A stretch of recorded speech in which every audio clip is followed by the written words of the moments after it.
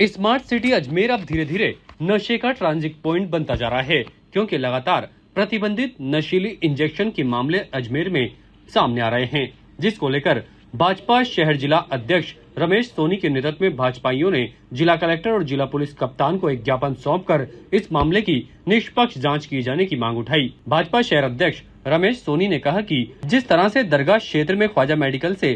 प्रतिबंधित नशीले इंजेक्शनों का एक जखीरा बरामद हुआ है, उस पर निष्पक्ष जांच करनी चाहिए और जिला पुलिस कप्तान को एसआईटी का गठन कर एफआईआर दर्ज कर जल्द से जल्द गिरफ्तार भी करना चाहिए। उन्होंने कहा कि इस पूरे मामले में फर्जी बिलिंग और अवैध दवा कारोबार का भंडाफोड़ हुआ है। मेडिकल स्टोर, ड्रग डिस्ट्रीब्यूटर की विशेष जांच करवाने की भी मांग की गई। इसके साथ ही डीजीपी, एसपी और सहायक औषधि नियंत्रण को भी एक पत्र भेजा गया है। उन्होंने कहा कि अगर इस मामले की निष्पक्ष जांच होती है तो कई और भी लोग शामिल हो सकते हैं, क्योंकि जिस तरह से लगातार नशे का कारोबार अजमेर में फल फूल रहा है, उससे युवा नशे की जद में जा रहे हैं और लगातार आपराधिक वारदातें भी बढ़ रही हैं। और जिस तरह से यहां मेडिकल से सैकड़ों नशीले इंजेक्शन बरामद किए गए, उस पर एसआईटी का गठन कर निष्पक्ष जांच करने की जरूरत है। देखिए, लगातार अजमेर हमारा जो एक बहुत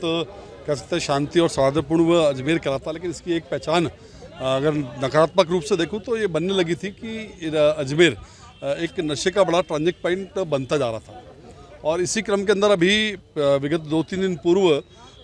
जो ड्रग कंट्रोल डिपार्टमेंट है उसने कोई बड़ी कार्रवाई करते हुए इंदरकोट के अंदर Khwaja medical and general stores, उस पर जब छापा मारा था तो वहाँ पर प्रतिबंधित ड्रग्स के रूप में जो एज शेड्यूल में आती हैं ऐसी नशीली दवाओं के लगभग 500-600 इंजेक्शन एविल के वहाँ पर मिले। और जब जांच हुई तो जानकारी में आया कि वो सारे जो इंजेक्शन आए गए थे वो स्थानीय युवाओं को नशे के लिए सप्लाई किए जाते थे और साथ ही बिना बिल के वो इंजेक्शन आए थे। और वहाँ पर जो बिल प्रस्तुत किए गए थे वो दिल्ली की किसी फर्म के किए गए थे, जो बाद में जांच में ध्यान में आया कि वो सब फर्जी बिल थे। तो हमारा ये मानना है कि ये केवल एक छोटी कार्रवाई जिसे कह सकते हैं कि मेडिकल स्टोर का लाइसेंस रद्द होने वाला विषय नहीं है, क्योंकि